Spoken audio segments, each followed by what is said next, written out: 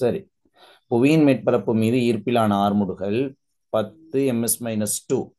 சரியா, ஈர்ப்பிலான ஆர்முடுகள் 10 ms-2. இது 10ஆம் ஆண்டு விசைகள் சம்பந்தமான 4வது அலகு உடன் தொடர்பான கேள்வி. சந்திரனின் மேற்பரப்பு மீது ஈர்ப்பிலான ஆர்முடுகளானது புவியீர்ப்பிலான ஆர்முடுகளின் 6 அப்ப பூமியில 10 என்றால் சந்திரன்ல அதாவது 10/6 அதுதாங்க அர்த்தம். சரியா, சந்திரனின் மேற்பரப்பு மீது ஈர்ப்பிலான ஆர்முடுகளானது புவியீர்ப்பிலான ஆர்முடுகளின் 6.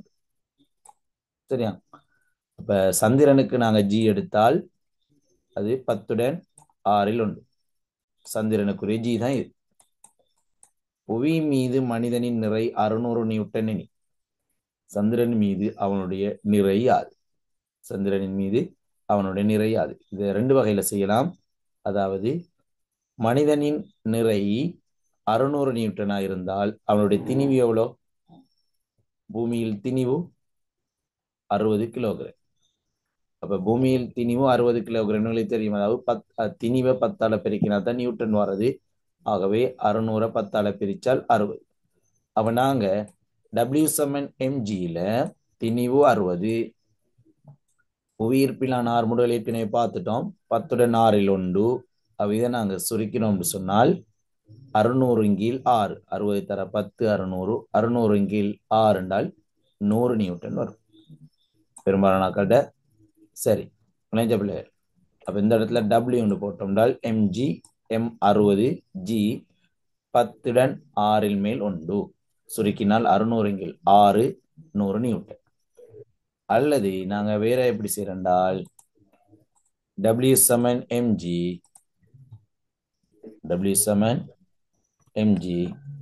அப்ப அடுத்த வரையில் எங்களுக்கு எழுதலாம் W அடுத்த வரையில W mg mgக்கு தரப்பட்டிருக்குதுன 600. பூமியில 600. ஆனால் பூமியில உள்ளது போல சந்திரன்ல தின 6 போட்டோம்னால் இதை நாங்க சுருக்கினால் இப்ப 600 6ஆல சுருக்கினாலும் எங்களுக்கு வரப்போகுது 100 நியூட்டன். சரியா, 100 நியூட்டன். இதுதான் விட. ஆகவே 11க்கு 2வது விட. சரி, எல்லாரையும் சரி. இப்ப நாங்க அடுத்ததுக்கு போவோம். 12வது கேள்விக்கான விட 2வது 4வது போட்டிருந்தீங்க. குருதிச்சோகைக்கு பின்வரும் எவ்விட்டமின் குறைபாடு காரணமாகும்? குருதிச்சோகை இது எங்களுக்கு இலகுவானது. நேரடியா நாங்க தியரியிலிருந்து தான் எடுக்கணும். குருதிச்சோகைக்கு விட்டமின் குறைபாடு, அதாவது குருதியில செங்குருதிகள் குறைகிறது. செங்குருதிகள் குறைந்தால் அது குருதிச்சோகை ஏற்படும். அதுக்கு மிக பொருத்தமான விட விட்டமின் பி 2வது விட தான் வரும். சரி, குருதிச்சோகைக்கு காரணமான ஒரு கனியுப்பும் இருக்கு. அந்த கனியுப்பு என்னன்னு சொல்லுங்க பாபு. குருதிச்சோகைக்கு காரணமான கனியுப்பு என்ன? அயோடின். இல்ல இல்ல, குருதிச்சோகைக்கு காரணமான ஒரு கனியுப்பு இருக்கு. விட்டமின் பி, கனியுப்பு என்ன? இரும்பு. இரும்பு. குருதிச்சோகைக்கு காரணமான விட்டமின், அதாவது கனியுப்பு இரும்பு. பாருங்க, குருதிச்சோகை இரும்பு. ஆகவே உங்களுக்கு தெரியும் குருதிச்சோகை வந்தால் அங்க என்னென்ன வரும்? இரும்பும் விட்டமின் பியும். அப்ப ஏற்கனவே இப்ப விட்டமின் பி சம்பந்தமா வந்துட்டு, ஆகவே இரும்பையும் ஞாபகம் வச்சுக்கொள்ளுங்க. குருதிச்சோகை. சரியா, குருதிச்சோகை. சரி, குருதிச்சோகை தொடர்பாக இன்னொரு இடத்துல பாப்போம்.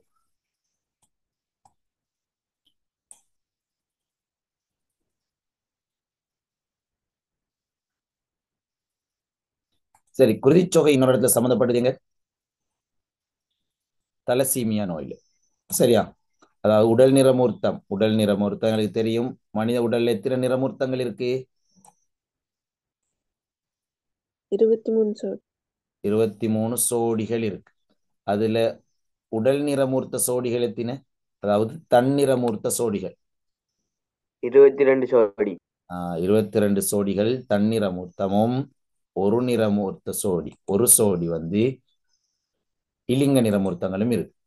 இதுல உடல் நிறமூர்த்தத்துல காணப்படும் ஈமோகுளோபின் உற்பத்தியில செல்வாக்கு செலுத்துற பின்னடைவான பரம்பரை அலகு விகாரம் அடைவதால் தோன்றும் நிலைமை ஒன்றுதான் தலசீமியா. அதாவது ஈமோகுளோபின் அளவு உற்பத்தி பாதிப்படைவதனால ஒரு இதுல அறிகுறியாக குருதிச்சோகை ஏற்படும். சரியா? இப்ப குருதிச்சோகை ஏற்படுது எங்க? ஈமோகுளோபின் உற்பத்தி பாதிப்புறுவதனால. அப்ப நாங்க இந்த குருதிச்சோகை என்ற விடயம் பொதுவாக 3 இடங்கள்ல சம்பந்தப்படுது. பரம்பரை நோய்கள்லையும் இந்த தலசீமியா ஏற்படும் போதும் அந்த குருதிச்சோகை ஒரு அறிகுறியாக காணப்படுது. ஆகவே விட்டமின் பி, கனியுப்பாகிய இரும்பு, அடுத்தது பரம்பரை நோய் நிலைமைகளாகவும் தலசீமியா ஏற்படும் போதும் குருதிச்சோகை ஒரு அறிகுறியாக இருக்கிறது. சரியா? அதையும் நீங்க ஞாபகம் வச்சுக்கொள்ளுங்க, அதுவும் வரலாம். சரி, நாங்கள் அடுத்த கேள்வி போவோம். மனித இனப்பெருக்கத்தில் கருக்கட்டல் நடைபெறுவது பெண்ணின் இனப்பெருக்க தொகுதியின் எப்பகுதியில் ஆகும்? 13க்கும் 14க்கும் ஆன்சர் அனுப்புங்க. 13க்கும் 14க்கும்.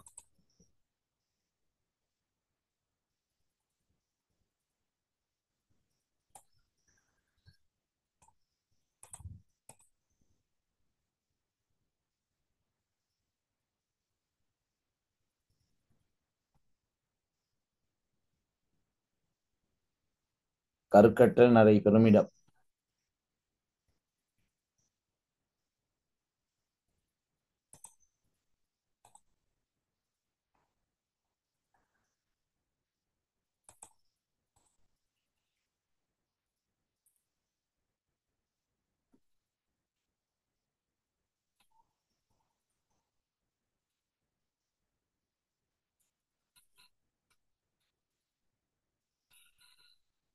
பதிமூணாவதுக்கு 4வது விடையும் வந்திருக்கு, 3வது விடையும் வந்திருக்கு.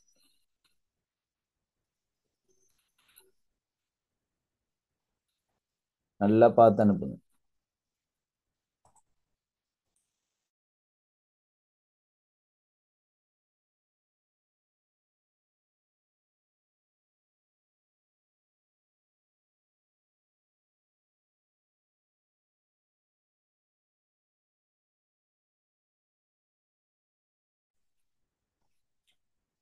பெண் இனப்பெருக்க தொகுதியின் எப்பகுதியில் ஆகும்?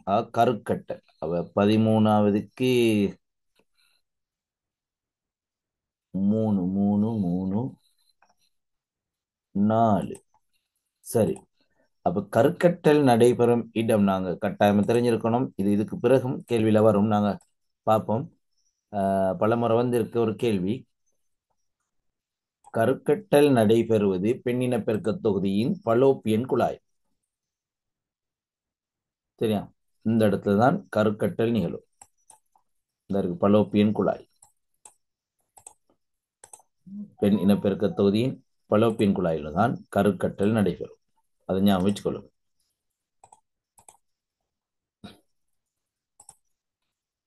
அது நேரடியா தியரியோட உள்ளது, பலோப்பியன் குழாய்.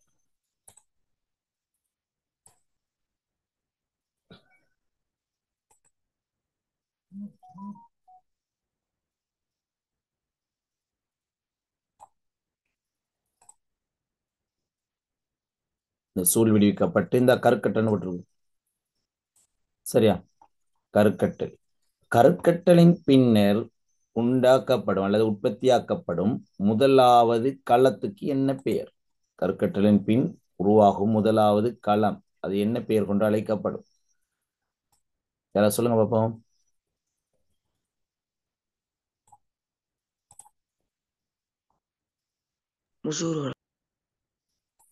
இல்ல இல்ல, என்ன பெயர்? கருக்கட்டலின் பின் உருவாக்கப்படும் முதலாவது களம் அழைக்கப்படுவது. சரி, அனுப்பியிருக்கீங்க. என்னது? நுகம். கருக்கட்டல் மின் உருவாக்கப்படும் முதலாவது களம் அழைக்கப்படுவது நுகம். நுகம் பின்னர் இலையுறு பிரிவுக்கு உட்படுவதன் மூலம்தான் அடுத்தடுத்த இந்த நிலைகள் ஏற்படும். 5ஆம் நாளில் நாங்கள் முசுவருன்னு சொல்லுவோம், 7ஆம் நாளில் முசுவருன்னு சொல்லுவோம். அது அடுத்தடுத்த நிலைகளுக்கு மாறி கருப்பையின் அகத்தோலில் அப்படியே பதிந்து கொள்ளும். கருப்பையின் அகத்தோலில் இணைந்து கொள்ளும். அந்த கருப்பையின் அகத்தோலில் இணைந்து கொள்ளும் செயற்பாட்டுக்கு என்ன பெயர்? உட்பதித்தல். Very good, உட்பதித்தல். கருப்பையின் அகத்தோலில் இணைந்து கொள்ளும் செயற்பாட்டுக்கு பேரு உட்பதித்தல். சரி, திரும்ப அடுத்த கேள்விக்கு போவோம். 14வது. இது மாதிரி கேள்வி நாங்கள் ஏற்கனவே செஞ்சிருக்கோம், இலகுவான கேள்வி. 1 மோல் டெசிமீட்டர் -3 செறிவுள்ள 500 சென்டிமீட்டர் கனம் குளுக்கோசு கரைசலை தயாரிப்பதற்கு தேவையான குளுக்கோஸின் திணிவு, குளுக்கோஸின் சார் மூலக்கூற்று திணிவு 180. இதெல்லாம் சுருக்கிறதுக்கு லேசான வழிமுறைகள்ல தான் இது வாரது. கலவை பாடம் 11ஆம் ஆண்டு 3ஆம் பாடம். 14வதுக்கு கொஞ்சம் பேர் வீண்டு அனுப்பியிருக்கீங்க, அடுத்தாக்கள் அனுப்புங்க பார்ப்போம். 14வதுக்கு 2வது விடையும் 1வது விடையும் வரைக்கும் வந்திருக்கு. 2ம் 1 3 வந்திருக்கு. அப்போ 1 2 3 மிச்சாக்கள் அனுப்புங்க பார்ப்போம். 1 2 3 விடைகள் வந்திருக்கு.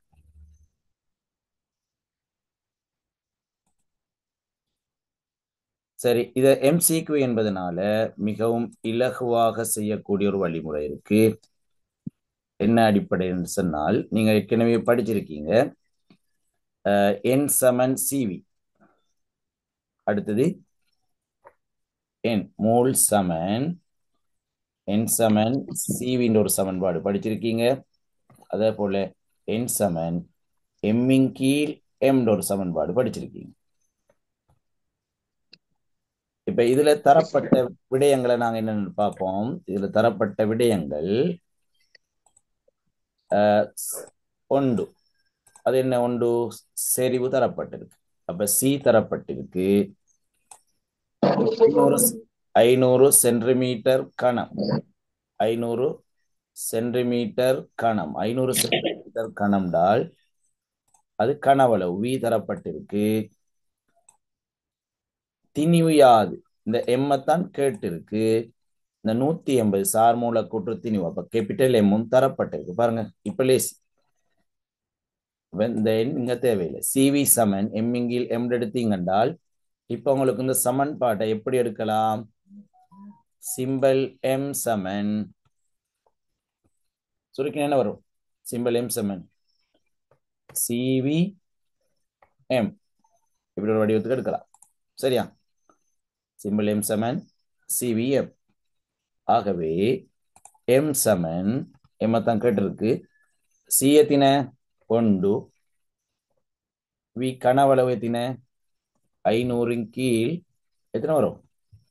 சென்டிமீட்டர் கணம் என்பதனால 1000. சென்டிமீட்டர் கணம் என்பதனால 1000. ஆகவே CVM கேபிட்டல் M என்ன? மூலக்கூற்று திணிவு 180. இப்ப இதை சுருக்கினீங்கடா. சரி, சரியா பிள்ளைகள்? இத சுருக்கினீங்கன்றால் M சமன் N என்று சொல்லி வரும். சுருக்கும் 1 500 கீழ் 1000 இருக்கு. 500 கீழ் 1000 எங்களுக்கு சுருக்கலாம் எப்படி? 500 கீழ் 1000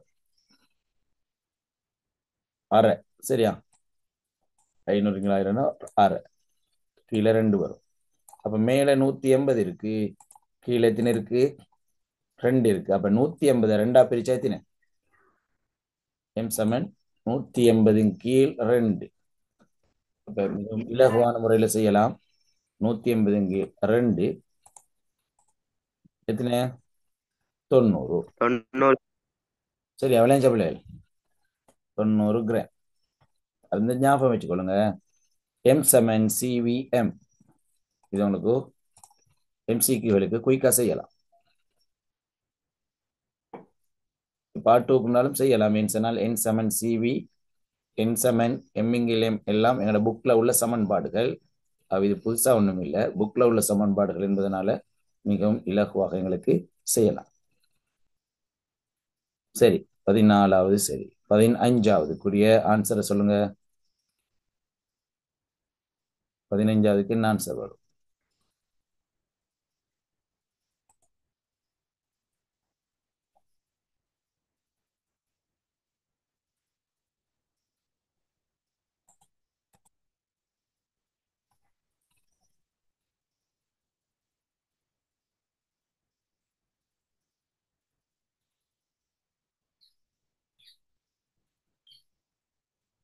பதினைஞ்சாவதுக்கு முதலாவது விடயம் வந்திருக்கு, இரண்டாவது விடயம் வந்திருக்கு.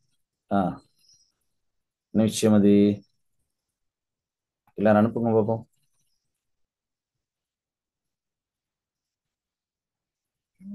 முதலாவது விட வருமா, இரண்டாவது விட வருமா?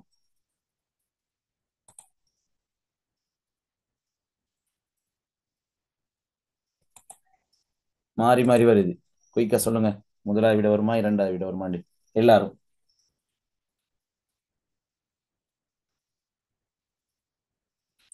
நாங்க ஏற்கனவே 10ஆம் ஆண்டு கிளாஸ்ல இந்த கேள்வியை டிஸ்கஸ் பண்ணிட்டோம்.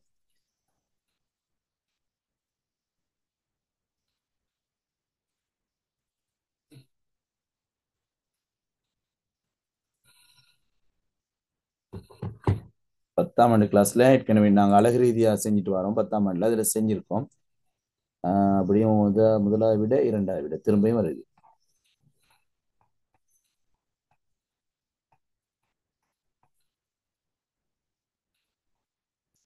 சரி, அடுத்த அகல் செய்யலையா?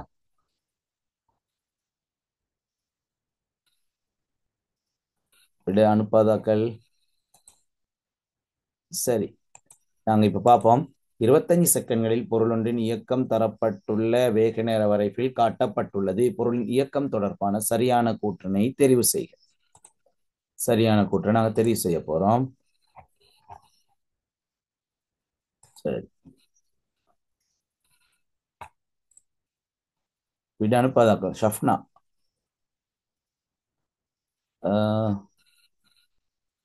முவாத், நஸ்ரின் பானு, அப்சா, ஆதில் ஹசன். ஆதில் ஹசன் சரி, அனுப்புங்க குயிக்கா.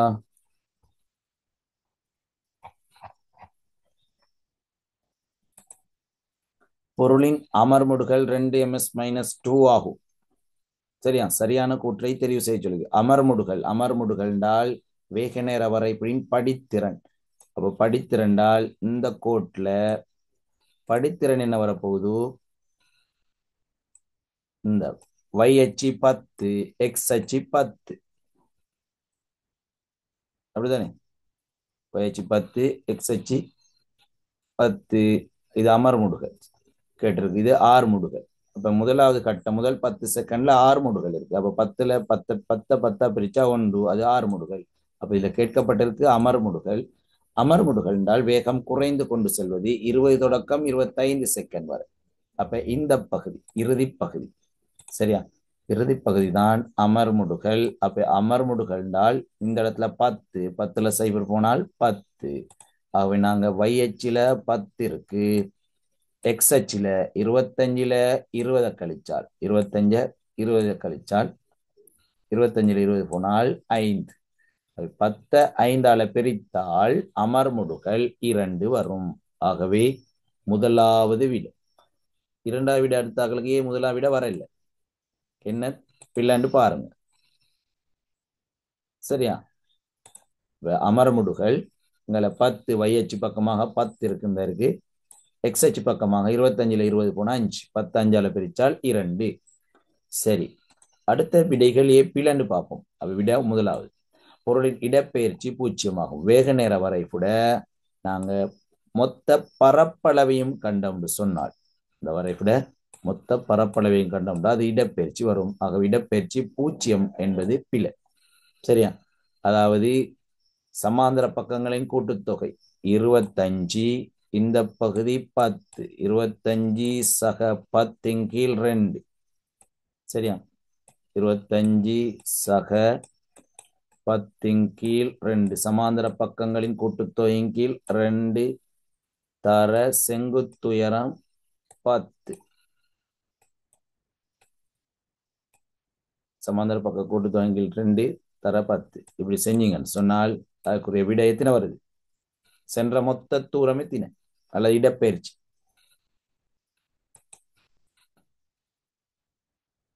விடை செஞ்சு பார்த்தாக்க சொல்லுங்க பாப்போம்.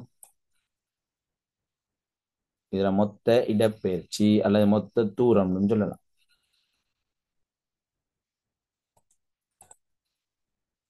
Very good. 175 மீட்டர் வரும். சம்பளம் மட்டும் தான் இருக்கு விடைய. 175 மீட்டர். அவை 0 என்பது பிழை. பொருளின் ஆறுமுடுகள் 10 ms-2. அதுதான் ஃபர்ஸ்ட்டுக்கு செஞ்சிட்டோம். ஆறுமுடுகள் 10 10ஆல பிரிக்கும் போது 1 வரும். அவை 10 வந்ததால பிழை. பொருள் 10 ms-1 வேகத்துடன் 20 செகண்ட்களுக்கு இயங்கியுள்ளது. 10 ms-1 உடன் 10 செகண்ட்ல இருந்து 20 செகண்ட் வரத்தான் இயங்கியது. ஆகவே 10 ms-1 உடன் இயங்கியது 10 செகண்ட். இங்க 20 செகண்ட் என்பதனால அந்த கூற்றும் பிழை. அவை 10 ms-1 உடன் இயங்கியது 20 செகண்ட் அல்ல 10 செகண்ட். ஆகவே 15வதுக்கு முதலாவது விடை. சரி, இப்ப நாங்க 2020ஆம் ஆண்டு கேள்வி. சரி, 20ல முதலாவதுக்கு விடை அனுப்புங்க.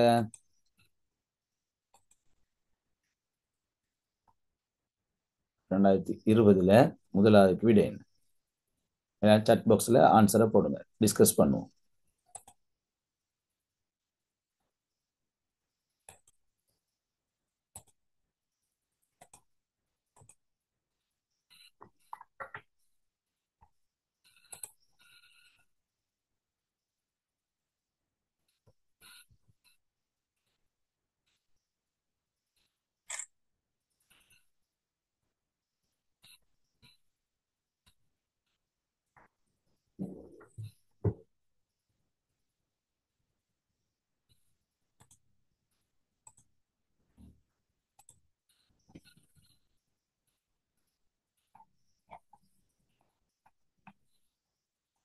சரி, வந்த விடைகள் எல்லாமே சரி. சரி,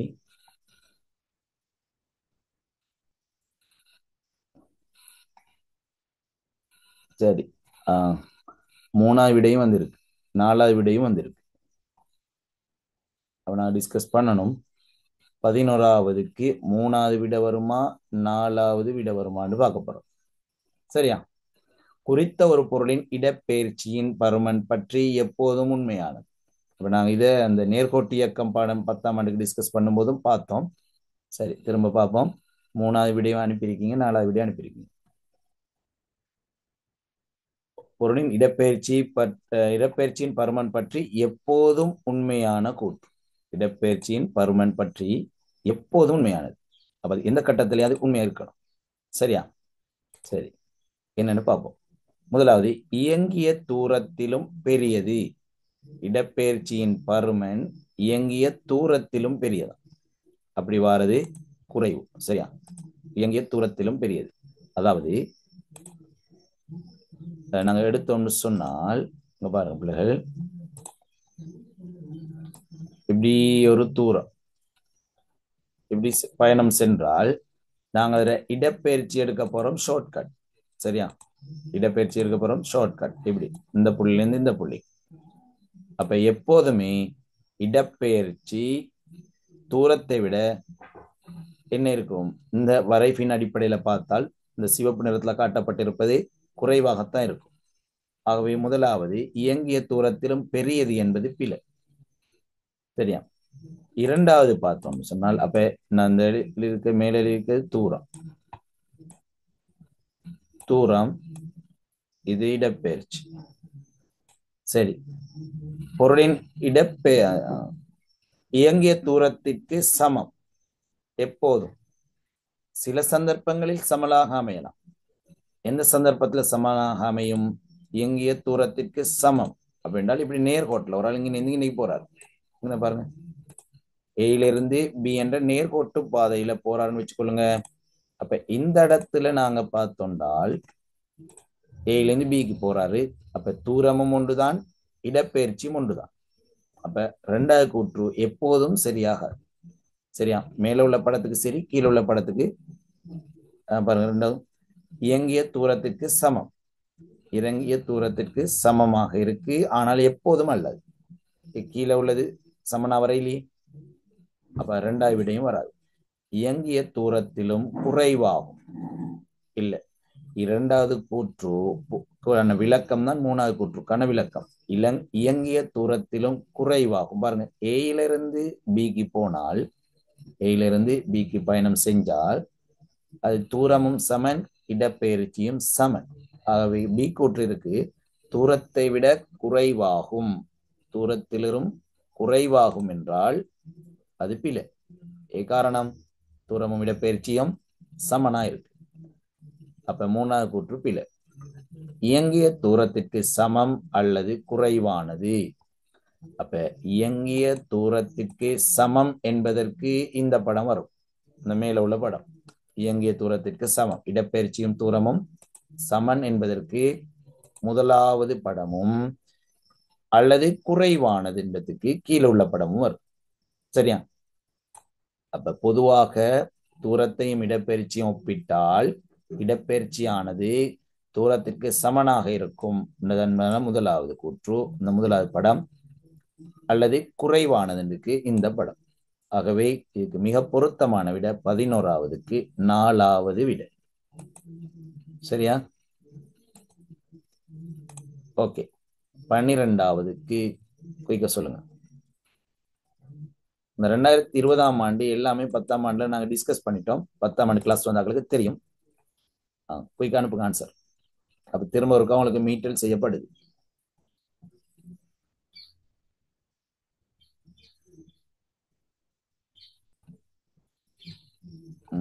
டிஸ்கஸ் பண்ணியும் முதலாவது விடை வந்திருக்கு, இரண்டாவது விடை வந்திருக்கு. அப்பதான் திரும்ப டிஸ்கஸ் பண்ணணும்.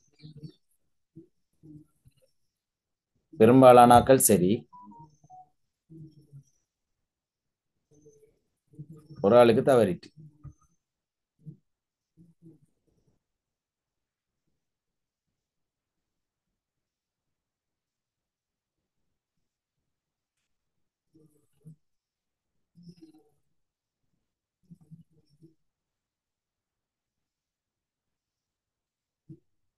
சரி, முவாத், ரிஃப்கியா, முஸ்னி அஹமத், ஷம்லா, அனிகா, சனா, சமீகா, ஃபாயிக், இந்த ஆக்கள் மட்டும்தான் ஆன்சர் அனுப்பிடுங்க. சஃப்னா, ஓகே.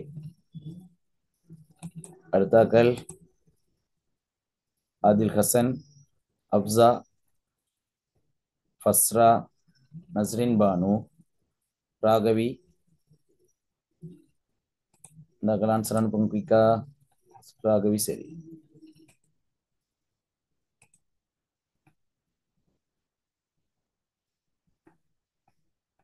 நஸ்ரின் பானு, ஃபஸ்ரா.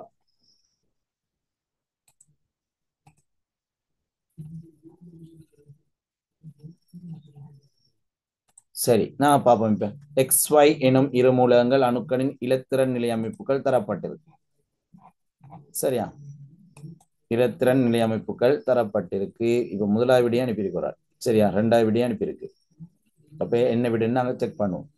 இலத்திரன் நிலை அமைப்புகள் முறையே 2, 8, 1 என்ன என்ன மூலகம்?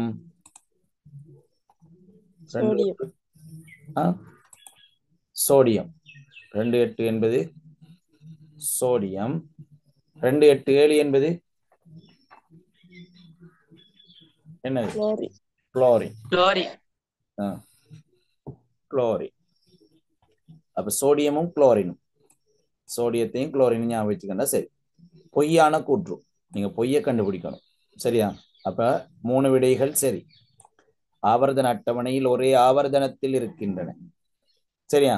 அப்ப முதலாவது விட சொன்னாக்கள் எதை அவதானிக்க இல்ல? விஷயம் தெரியும், அவங்க அவதானிக்க இல்ல, பொய்யான கூற்று சொல்ல அவதானிக்க இல்ல. அப்ப விளங்குது, சரியா? அதனாலதான் முதலாவது விட சொல்லியிருக்கீங்க. அவங்க பொய்யான கூற்று, ஆவர்த்தன அட்டவணை ஒரே ஆவர்த்தனம், சரி. 2, 8, 1 என்றால் 3 சக்தி மட்டங்கள் இருந்தால் 3வது ஆவர்த்தனம். அப்ப இதுவும் 2, 8, 7 என்று 3 சக்தி மட்டங்கள் இருந்தால் 3வது ஆவர்த்தனம். அது கூற்று சரியான கூற்று, ஆனால் விடையில கேட்டிருக்கு, கேள்வி கேட்டிருக்கு பொய்யான கூற்று. அதனால இது விடைக்கு வராது. ஆவர்த்தன அட்டவணையில் ஒரே கூட்டத்தில் இருக்கின்றன. கூட்டம் எப்படி கண்டுபிடிக்கிற? இறுதி இலத்திரன், இறுதி சக்தி மட்டத்தில் இலத்திரன். அப்ப 2 8 1 என்றால் அது முதலாம் கூட்டம். 2 8 7 என்றால் அது எத்தனையாம் கூட்டம்? ஏழாம் கூட்டம். அப்ப இங்க போட்டிருக்கு ஒரே கூட்டத்தில் இருக்கின்றன என்றால் இரண்டாவது தான் விட. அயன் பிணைப்புகளை உண்டாக்கி கொண்டு ரசாயன முறையாக சேர்கின்றன. அப்ப எங்களுக்கு தெரியும் சோடியமும் குளோரினும் சேர்ந்தால் சோடியம் குளோரைட். சோடியம் குளோரைட் என்பது அயன் சாலகம், அவை அயன் பிணைப்பு. அது சரியான விடை, ஆனால் விடைக்கு வராது. சேர்ந்து இரசாயன சூத்திரம் XY எண்ணை கொண்ட சேர்வையை உருவாக்குகின்றன. அது சோடியம் குளோரைட்டின் இரண்டினதும் வலுவளவுகள் 1 1. 2 8 1 என்றால் வலுவளவு 1, 2 8 7 என்றால் 1ஐ எடுக்கும். ஆகவே மறையேற்றம் 1. இரண்டினும் வலுவளவு பெருமான 1 இருந்தால் இடையில் எந்த இலக்கமும் வராது. ஆகவே இரசாயன சூத்திரம் XY, அதாவது NaCl. நான்காவது கூற்றும் சரி. ஆகவே இங்க பொய்யான கூற்று இரண்டாவது. சரியா? ஓகே. 13வது கேள்விக்கு விட அனுப்புங்க. ஒட்சிசன் வாயுவின் 64 கிராமில் அடங்கும் ஓட்டு மூலக்கூறுகளின் எண்ணிக்கை யாது?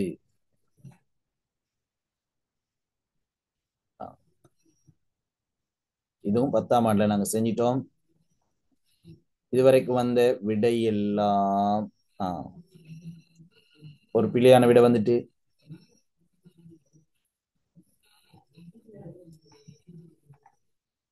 ரெண்டாவதா நாலாவதா? 2ம் 4ம் வந்துட்டு.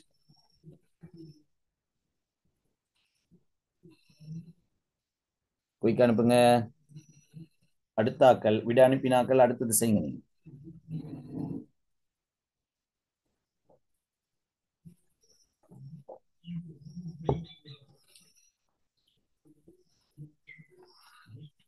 ரெண்டாவதா நாலாவதா நாங்க பார்க்க போறோம். அனிகா, சனா, முவாத், ரிஃப்கியா, ஷம்லா, முஸ்னி, சமீகா, ராகவி, ஷம்லா. சரி, அடுத்த அக்கல் எங்க ஆன்சர்? ஷஃப்னா. ஆதில் ஹசன், அப்சா, பஸ்ரா, நஸ்ரின் பானு. சரி, நஸ்ரின் பானு சரி. சனா சரி. இப்போ கனெக்ஷன் கட் ஆயினா நாங்க அடுத்து டிஸ்கஸ் பண்ணுவோம். திரும்ப ஜாயின் ஆகுங்க. சரி, 64 கிராமில் அடங்கு ஒட்டு மூலக்கூறு எண்ணிக்கை. இப்போ நாங்க மூல காணணும். ஃபர்ஸ்ட்டுக்கு மூல கண்டு அவகாதரோ மாறிலியால பெருக்கணும்.